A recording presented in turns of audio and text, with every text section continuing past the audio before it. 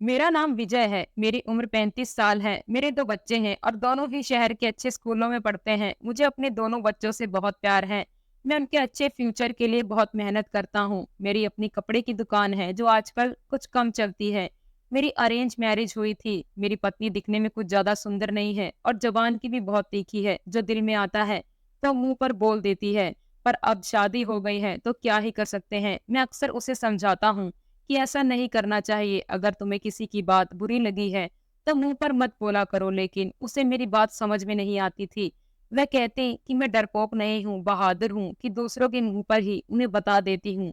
पर मुझे उसकी ये आदत पसंद नहीं आती थी। अक्सर मैं उसकी इन बातों को नजरअंदाज कर जाता था।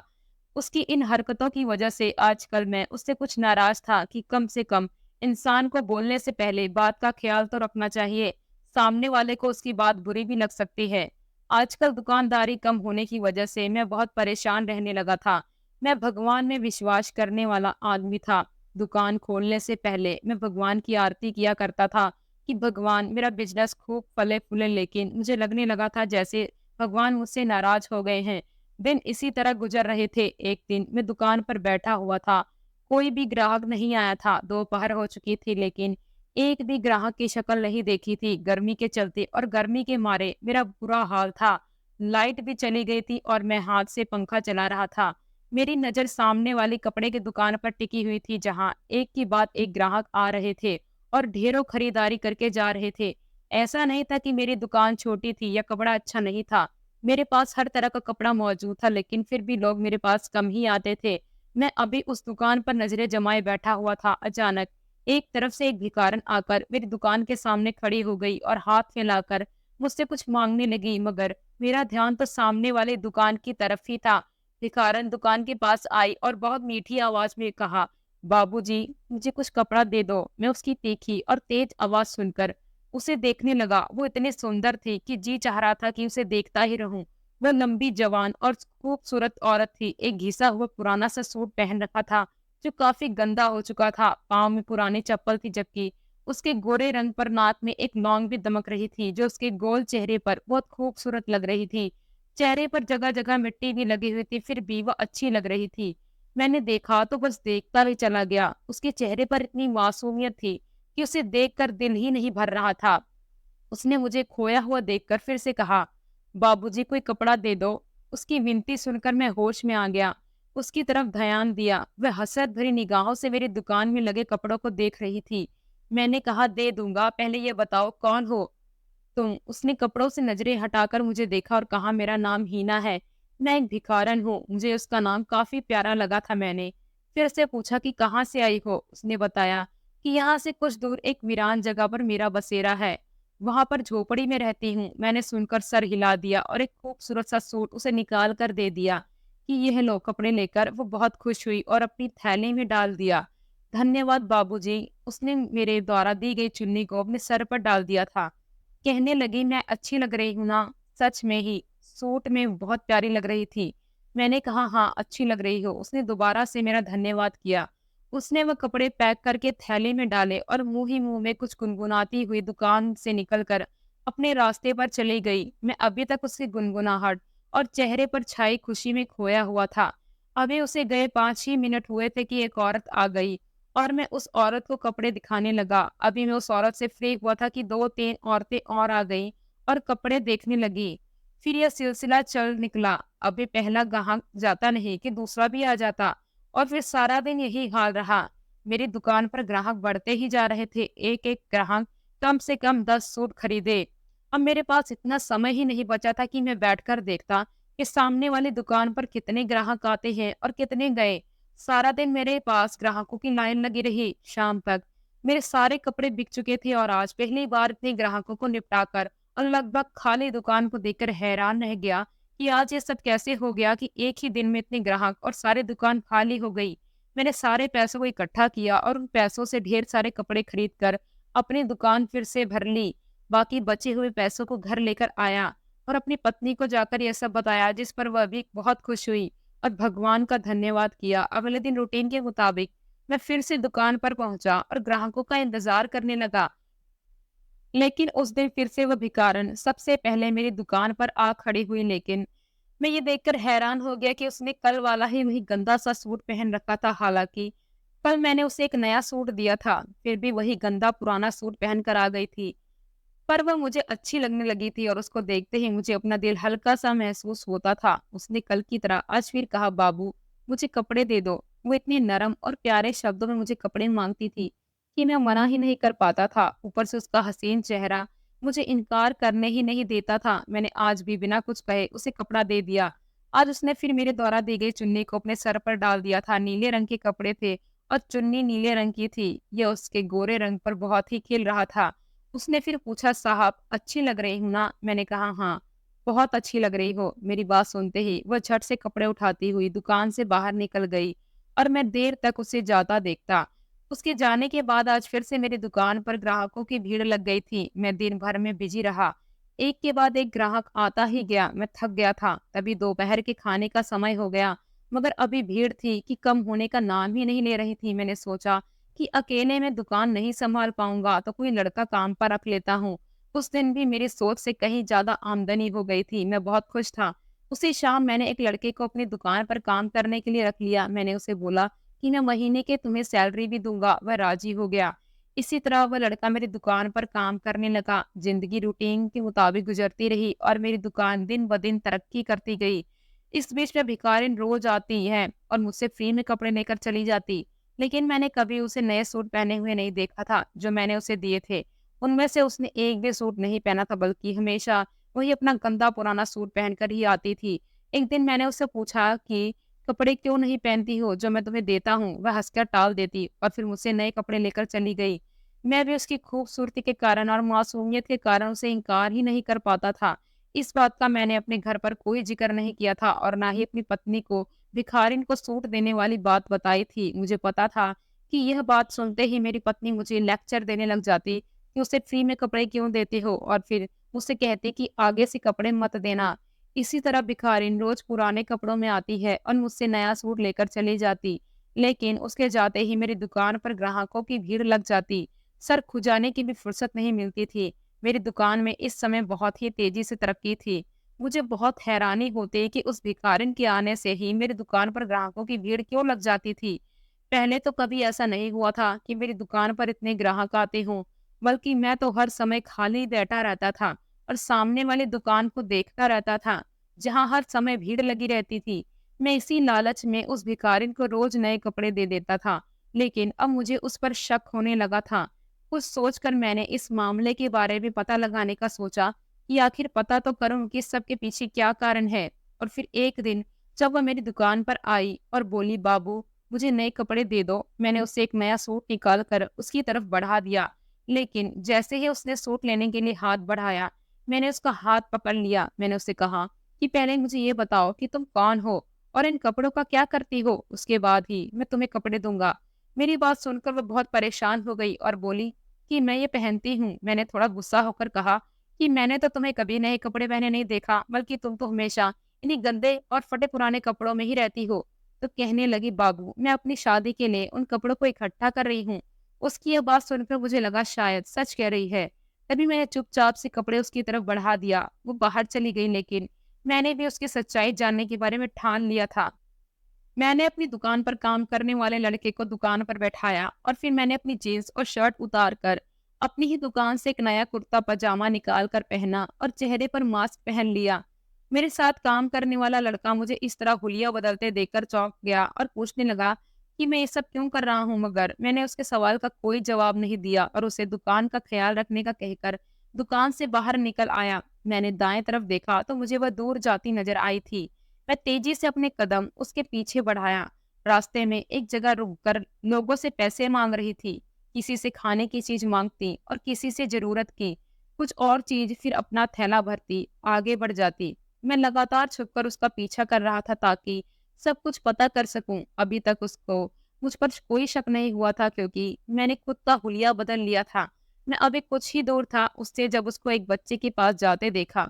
उसने अपना थैला रखकर बच्चों से थोड़ी बातें की और फिर उसके बाद वह एक बार फिर आगे बढ़ गई तो पैदल ही जा रही थी। तो मुझे भी पैदल ही उसके पीछे जाना पड़ा। आधा घंटा लगातार पैदल चलने के बाद वह एक वीरान सी जगह पर आ गई थी, जहाँ ज्यादा आबादी नहीं थी बल्कि आबादी ना होने के बराबर थी। यहाँ कुछ झोपड़ियां बनी हुई थी और वह भिखारिन उन झोपड़ियों की तरफ जा रही थी। जितनी भी झोपड़ियां बनी हुई थी एक दूसरे से काफी फासले पर बनी हुई थी और सब झोपड़ी के आगे पर्दा लगा हुआ था, जिसकी वजह से झोपड़ी के अंदर देख पाना मुश्किल था। मैं उसका पीछा करता रहा और तब तक वह एक झोपड़ी के करीब पहुंच गई थी और उसने पर्दा हटाया, लेकिन यह देखकर मेरी जान निकल गई कि झोपड़ी के अंदर छोटे छोटे बच्चे बैठे हुए थे जो रो रहे थे।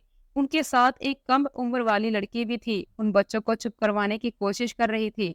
उस झोपड़ी में इतने बच्चों को देखकर मैं शक में पड़ गया था कि इतने बच्चे उसके नहीं हो सकते, क्योंकि वह तो शादीशुदा भी नहीं लगती थी। तो इसका क्या मतलब था? क्या वह भिखारिन बच्चा चोरी करती थी? यकीनन उसने सारे बच्चों को चुराया होगा, अब उनको अपने कब्जे में कर रखा होगा।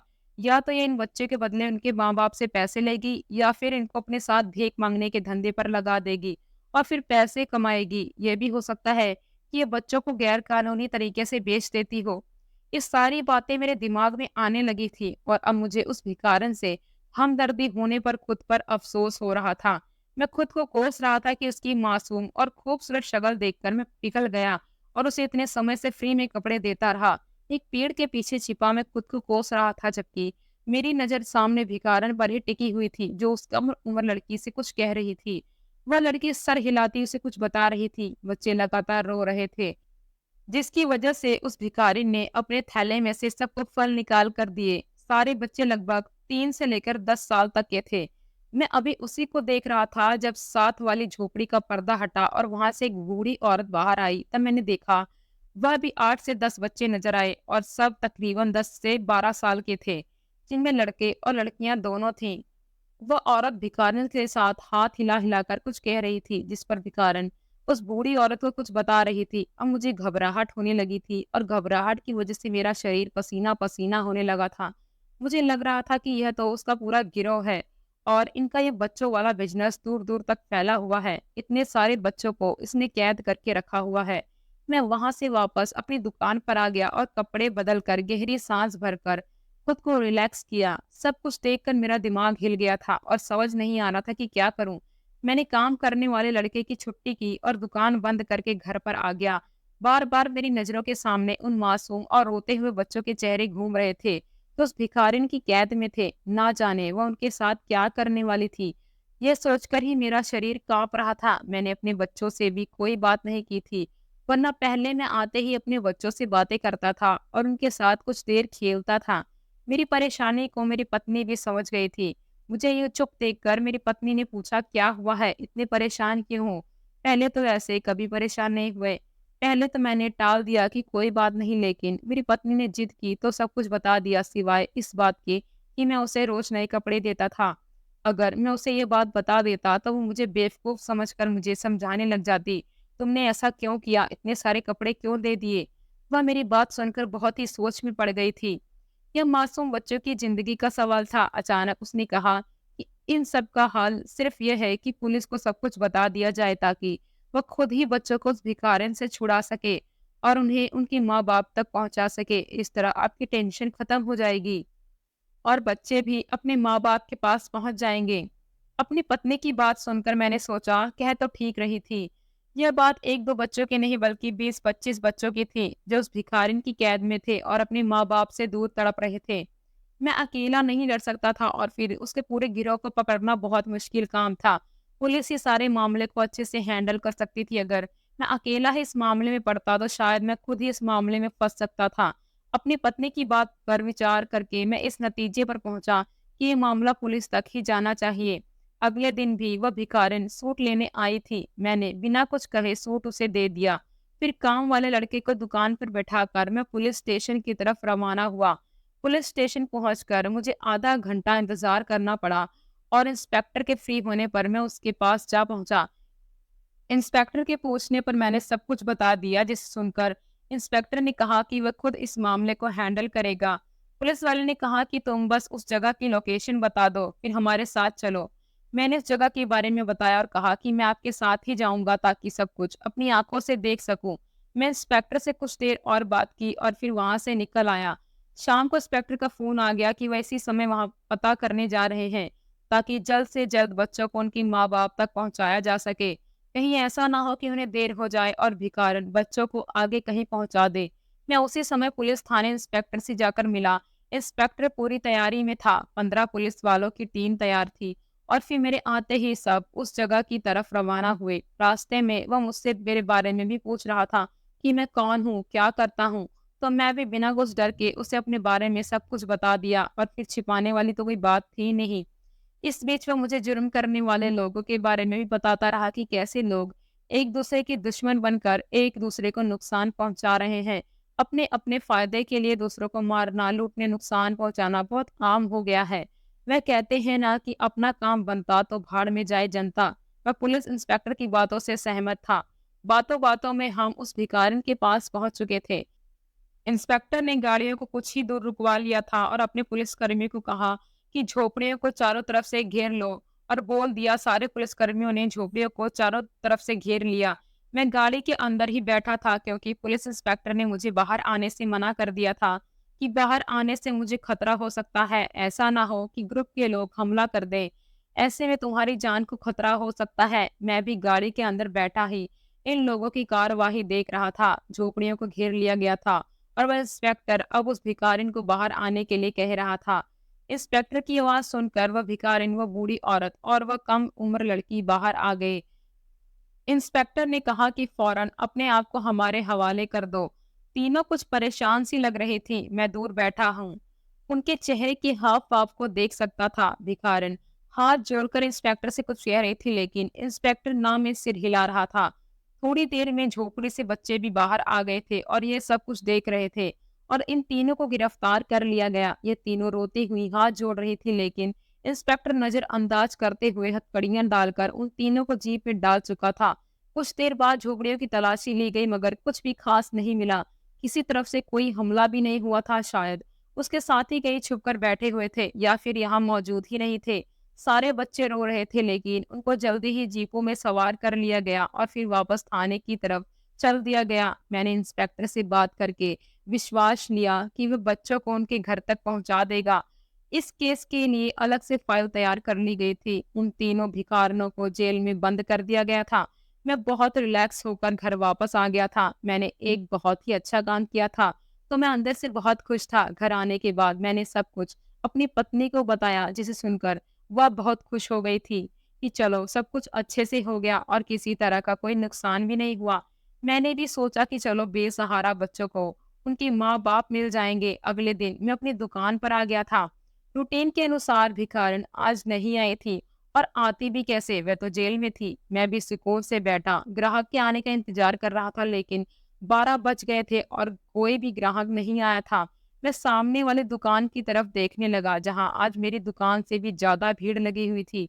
दोपहर से शाम हो गई मगर सिर्फ एक ग्राहक आया और सिर्फ एक सूट लेकर चला गया था। मैं कुछ परेशान हुआ क्योंकि एक बार भी फिर से वही सूरत हाल होने लगी थी जो उस भिखारिन के आने से पहले होती थी। अगले 2 दिन ऐसे ही निकल गए थे मगर मेरी दुकान पर कोई भी ग्राहक आता ही नहीं था। कमाई बिल्कुल ना के बराबर हो गई थी। मेरी दुकान पर काम करने वाला लड़का भी परेशान था कि अगर ऐसा ही रहा तो फिर तो मेरी नौकरी चली जाएगी। मैं भी परेशान था कि अगर ऐसा ही रहा तो मैं इस लड़के को काम पर नहीं रख पाऊंगा। मैं उसे सैलरी कहाँ से दूंगा? मैं सोच में पड़ गया था। भिखारिन आती थी तो उस दिन तो मेरी दुकान से भीड़ कम ही नहीं होती थी। अब वह नहीं आ रही थी तो मेरा काम एकदम ठप हो गया था।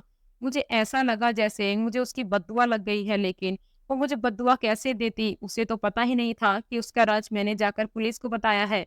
मैं यहाँ बहुत परेशान रहने लगा था क्योंकि दिन ब दिन मेरी दुकान पर जो लोग आते थे वे भी आना बंद हो गए थे। सारा सारा दिन बैठा दुकान पर मक्खियां मारा करता था और ग्राहकों का इंतजार करता रहता। मैं अपनी पत्नी को अपनी परेशानी बताई पर इसका हाल तो उसके पास भी नहीं था।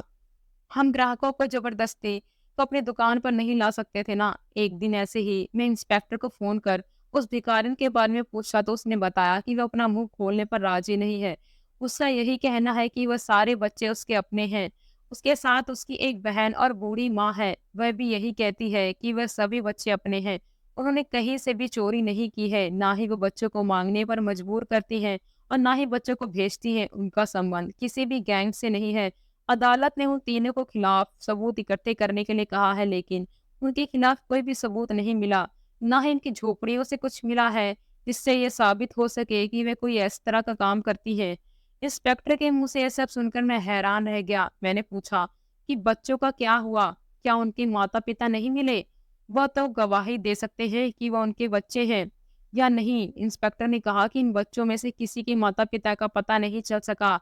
अखबार में भी ऐड दे दिया गया है, लेकिन अब तक कोई भी इनको लेने नहीं आया और वो बच्चे सब रोते रहते हैं और कहते हैं उन्हें उनकी माँ के पास जाना है। मैंने हैरानी से पूछा कि माँ कौन है? इंस्पेक्टर ने बताया कि वह अपनी माँ यानी उस भिखारन को कहते हैं जिसके खिलाफ आपने कहा था कि बच्चों को कैद करके रखती है। उसी को अपनी माँ कहते हैं। बूढ़ी औरत को नानी और उस कम उम्र लड़की को मासी कहते हैं।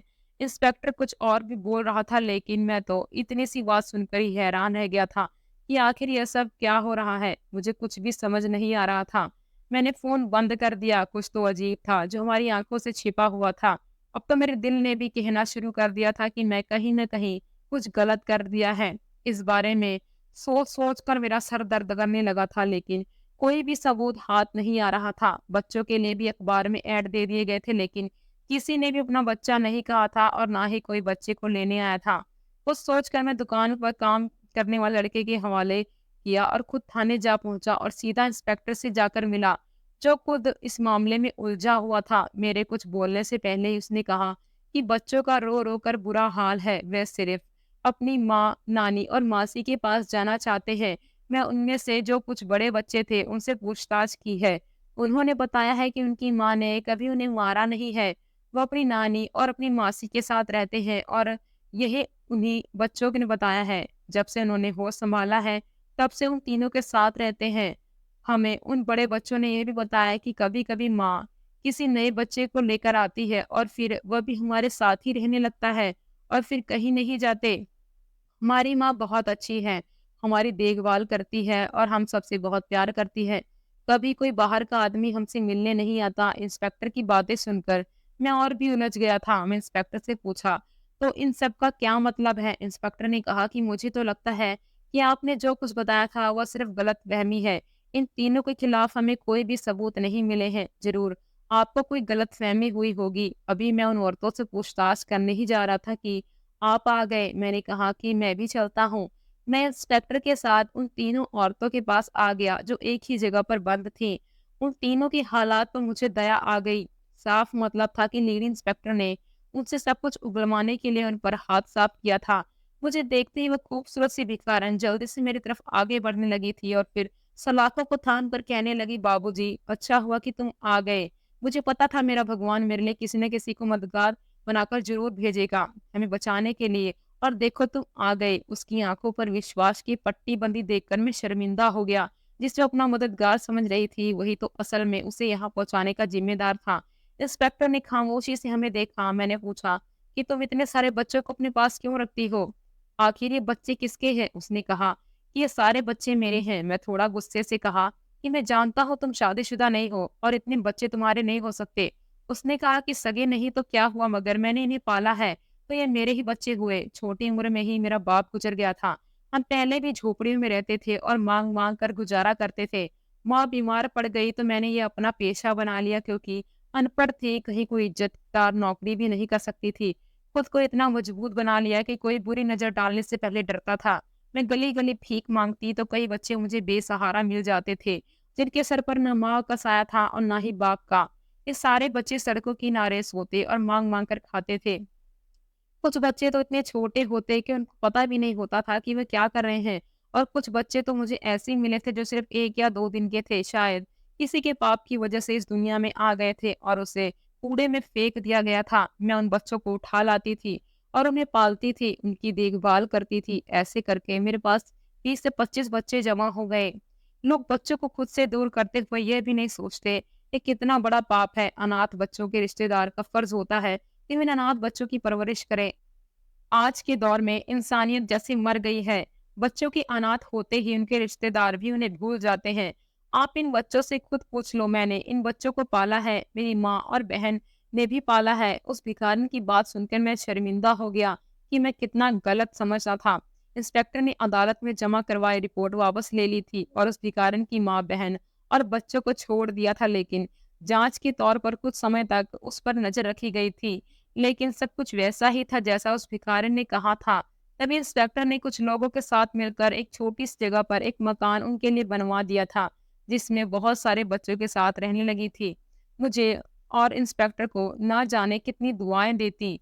मैं भी उन बच्चों के लिए कपड़े और खाने-पीने का सामान भेजता रहता था और भगवान का करिश्मा फिर हुआ कि मेरी दुकान पर ग्राहकों की भीड़ बढ़ने लगी और उस इंस्पेक्टर की भी प्रमोशन हो गई थी। मुझे अब समझ आ गया था कि यह एक गरीब की दिए हुए पुण्य का फल है। मैंने भगवान का धन्यवाद किया कि समय रहते मुझे सारी सच्चाई पता चल गई थी। दोस्तों, वीडियो कैसा लगा कमेंट करके ज़रूर बताएं और अगर अभी तक आपने हमारे चैनल को सब्सक्राइब नहीं किया तो ज़रूर सब्सक्राइब कर लें और वीडियो को लाइक करना ना भूलें। Thanks for watching.